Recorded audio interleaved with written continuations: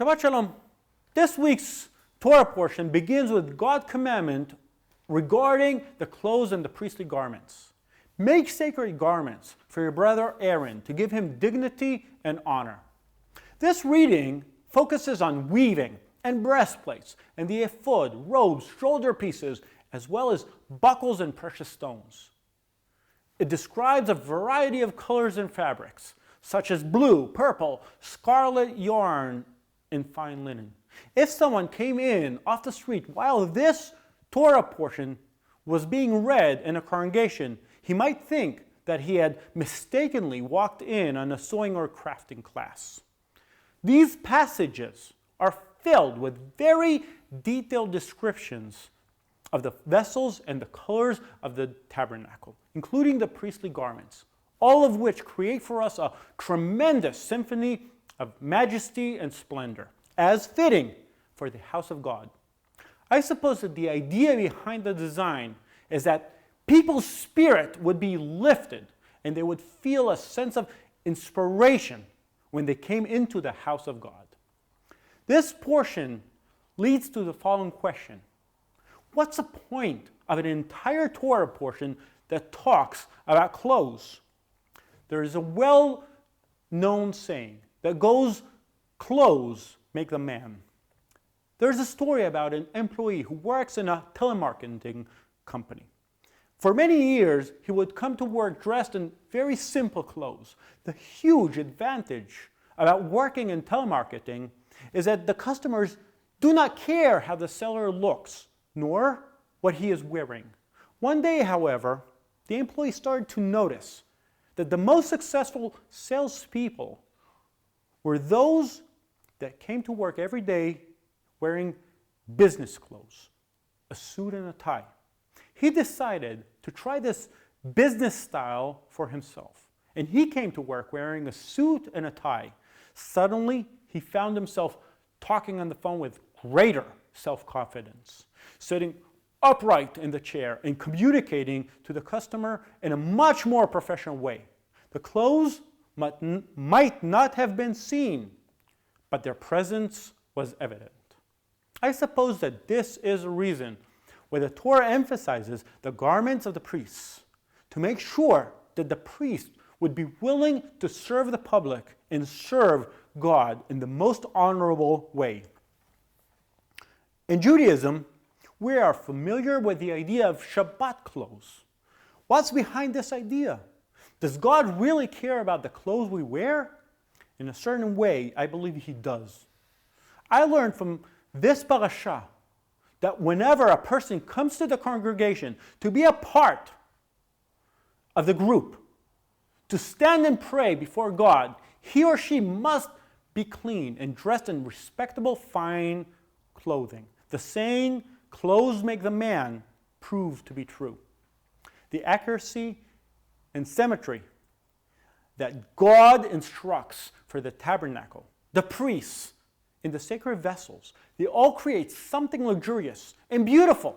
Despite this, the Hebrew word for beauty hardly appears, even though some English translation insert it. Why does the biblical thinking ignore the human enjoyment found in beauty? Beauty is a subjective concept. It is by no means objective. There are no scientific laws or rules of logic that we can use to determine the criteria of what is beautiful. Beauty is bound to time, place, and culture. Throughout history, the concept of beauty had changed drastically. Beauty is not logical, meaning you cannot prove whether something is beautiful or not. Yet, there's nothing that attracts us more than beauty. Our consumer economy is based on it. Almost everything we buy must first be attractive. Only after the product passes the beauty test do we think about the effectiveness of it. We live in a time that is especially known as a consumer culture.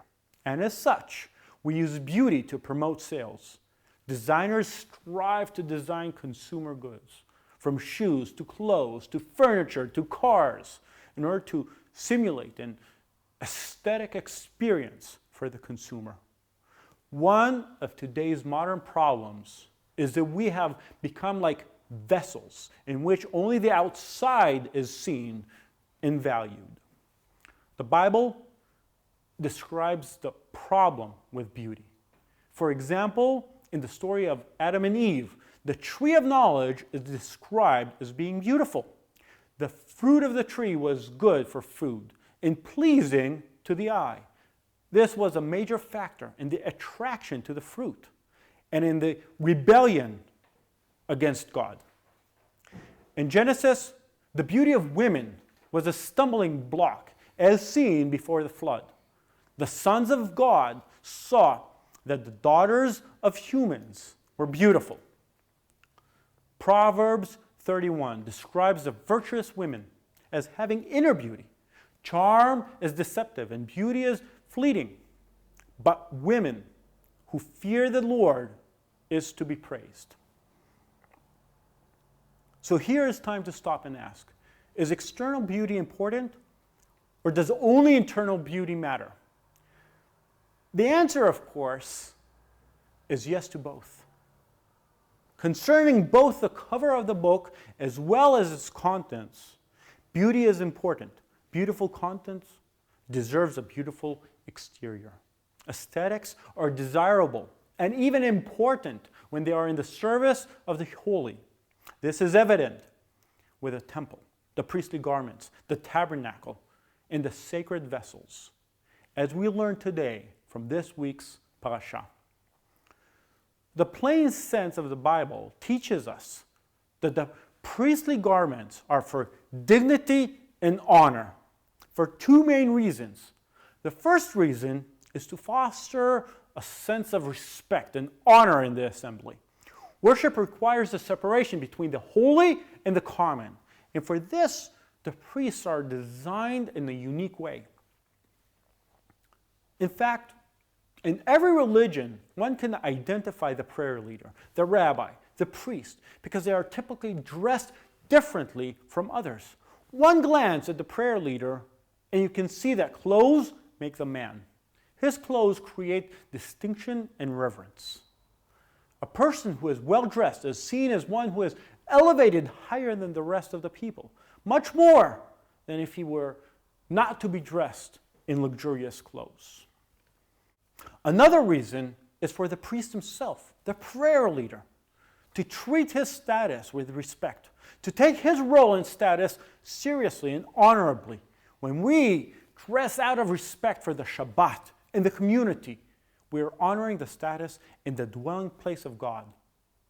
On the other hand, Yeshua despises our worrying to look good and asks us, why do we care so much about clothing? Yeshua takes us to a field of flowers. And why do you worry about clothes? See how the flowers of the field grow. They do not labor or spin. Yet I tell you that not even Solomon in all his splendor was dressed like one of these.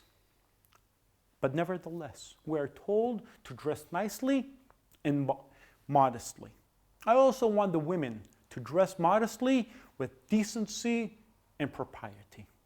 In the Bible, sometimes clothes are connected with a spiritual state or a state of sin. For example, Zechariah chapter 3. Zechariah presents a vision of Joshua the priest standing before the throne of judgment. Then he showed me Joshua the high priest standing before the angel of the Lord. Now Joshua was dressed in filthy clothes, meaning he was filthy from sin. As he stood before the angel said to those who were standing before him, "Take off his filthy clothes." Then he said to Joshua, "See, I have taken away your sin, and I will put fine garments on you." Clothes can also indicate salvation. I delight greatly in the Lord. My soul rejoices in my God, for he has clothed me with garments of salvation and arrayed me in a robe of his righteousness. Yeshua teaches us a parable of the great banquet in Matthew 22. The parable is about the kingdom of heaven in which God, the King, prepares a wedding feast for his son, Yeshua. Many were invited to this wedding feast, but few showed up. The king sent out his servants to bring in any person they would find to come and participate in the wedding. At the end, many guests attended the wedding. But one verse is particularly jarring to the ears. But when the king came in to see the guests, he noticed a man there that was not wearing wedding clothes. He asked, "How did you get in here without wedding clothes, friend?" The man was speechless. Then the king told the attendants, "Tie him hand and foot and throw him outside into the darkness, where there will be weeping and gnashing of teeth." In this parable, the wedding clothes represent sin, as in the previous example from Zechariah chapter 3. This man had not given his life to Yeshua and did not receive the forgiveness of sins through Yeshua the Messiah. Therefore, that person was not suitable for the wedding feast in the kingdom of heaven. In conclusion, I am convinced that we need to be dressed in dignity and honor when we come into the house of God or the congregation. This will show respect to the people around us, as well as psychologically cause us to take more seriously the house of God. The famous saying, "Don't judge a book by its cover," doesn't work. People will always judge the book by its cover. Therefore, we have the obligation to wrap valuable content in a dignified cover. Shabbat Shalom.